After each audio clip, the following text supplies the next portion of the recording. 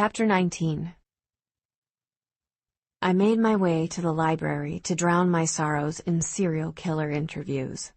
Wall to wall, ceiling to floor bookshelves bulged with carefully organized titles.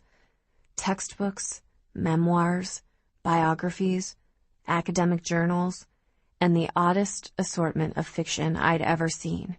Old-fashioned dime store mysteries, romance novels, comic books, Dickens, Tolkien, and Poe.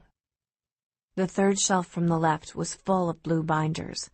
I picked up the first one and opened it. Friedman, Thomas.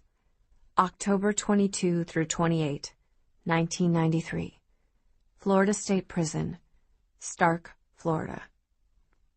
Thomas Friedman. Such a normal-sounding name. Gingerly, I flipped through the transcript. A bare-bones play with a limited cast of characters, no plot, and no resolution.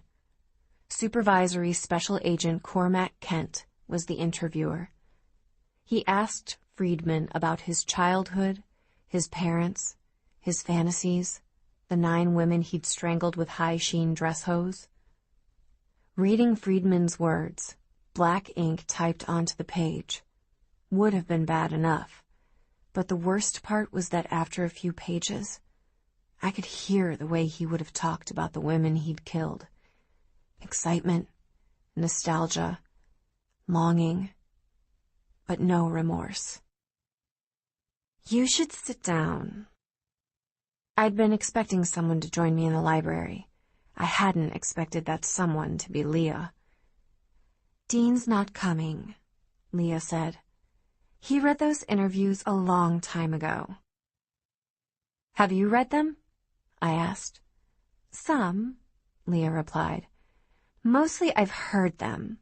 Briggs gives me the audio. I play Spot the Lie. It's a real party. I realized suddenly that most people my age, most people any age, wouldn't be able to take reading these interviews. They wouldn't want to, and they certainly wouldn't lose themselves in it the way I would, the way I already had. Friedman's interview was horrible and horrifying, but I couldn't turn off the part of my brain that wanted to understand. What's the deal with you and Dean? I asked Leah, forcing myself to think about anything other than the fact that part of me wanted to keep reading. Michael might have told me that he and Leah had hooked up more than once, but Dean was the one who could dial her back a notch just by saying her name. I've been in love with him since I was 12, Leah shrugged, like she hadn't just bared her soul to me, and then I realized she hadn't. Oh, God, she said, gasping for air between giggles. You should see your face. Really, Cassie, I'm not a fan of incest, and Dean is the closest thing to a brother I have. If I tried to kiss him, he might actually hurl on me. That was comforting, but the fact that it was comforting just sent me right back into the tailspin from that morning. Why should I care if there was anything between Leah and Dean, when Michael was the one who'd kissed me of his own free will? Look, as adorable as watching you angst is, Leah said, take a bit of friendly advice.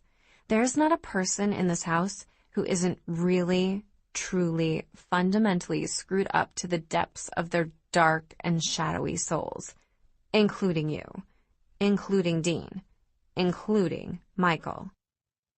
That sounded more like an insult than advice. Dean would want me to tell you to stay away from him, Leah said. And Michael? I asked. Leah shrugged. I want to tell you to stay away from Michael. She paused. I won't, but I want to. I waited to see if she was finished. She didn't say anything else. As far as advice goes, that kind of sucked. Leah executed an elaborate bow. I try. Her eyes flitted back to the binder in my hand. Do me a favor? What kind of favor?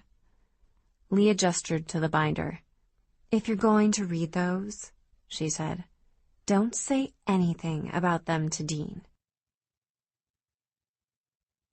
For the next 4 days, Locke and Briggs were away working on their case, and other than avoiding Michael and Dean and weeding the flower beds for Judd, there was nothing for me to do but read. And read. And read. 1,000 pages of interviews later, I got sick of being cooped up in the library and decided to take a little field trip. I took a walk through town and ended up plopping down by the Potomac River, enjoying the view and reading Interview 27, Binder 12. The 1990s had given way to the 21st century, and SSA Kent had been replaced by a series of other agents, among them Agent Briggs. Enjoying a bit of light reading? I looked up to see a man around my dad's age. He had a 5 o'clock shadow and a friendly smile on his face. I shifted so that my arm covered my reading material in case he decided to look. Something like that. You looked pretty absorbed. Then why did you interrupt me? I wanted to ask. Either he'd sought me out specifically, or he was the kind of person who didn't see the contradiction in interrupting someone's reading to tell her she looked absorbed in the text. You live at Judd's place, right? He said. He and I go way back. I relaxed slightly, but still had no intention of getting sucked into a conversation about my reading material, or anything else. It's nice to meet you, I said, in my best waitress voice, hoping he'd sense a false note under the cheerfulness in my voice and leave me to my own devices. Enjoying the weather? He asked me. Something like that. I can't take you anywhere. Michael appeared on my other side and eased himself onto the ground next to me. She's too gregarious for her own good, he told the man standing next to us. Always chatting up complete strangers. Frankly, I think she overshares. It's embarrassing. I put the heel of my hand on Michael's shoulder and shoved, but couldn't push down the stab of gratitude I felt that I was no longer suffering through small-town talk time alone. Well, the man said, I didn't mean to interrupt. I just wanted to say hello. Michael nodded austerely. How do you do? I waited until our visitor was out of earshot before I turned to him. How do you do? I repeated incredulously. Michael shrugged.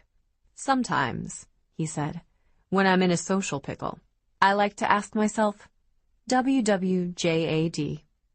I raised an eyebrow, and he explained. What would Jane Austen do? If Michael read Jane Austen, I was the heir to the British throne. What are you doing here? I asked him. Rescuing you, he answered blithely. What are you doing here?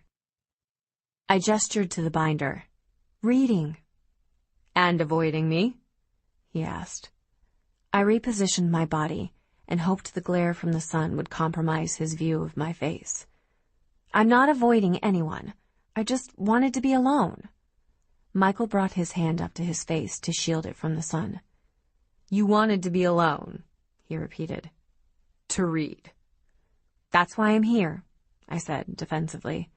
That's why we're all here, to learn. Not to obsess over the fact that I've kissed more boys in the past week than I have in my entire life, I added silently. To my surprise, Michael didn't comment on the emotions I had to be broadcasting. He just reclined next to me and held up some reading material of his own. Jane Austen, I said, disbelieving. Michael gestured toward my binder. Carry on. For 15 or 20 minutes, the two of us read in silence. I finished Interview 27 and started in on number 28. Reading, Daniel. January 15 through 18, 2007. Virginia State Penitentiary, Richmond, Virginia.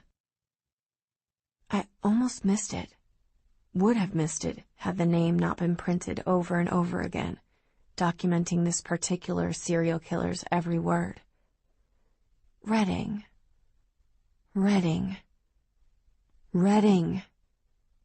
The interviewer was Agent Briggs. The subject's name was Reading, and he'd been incarcerated in Virginia. I stopped breathing. My mouth went suddenly dry. I flipped through the pages, faster and faster, skimming at warp speed, until Daniel Redding asked Briggs a question about his son. Dean.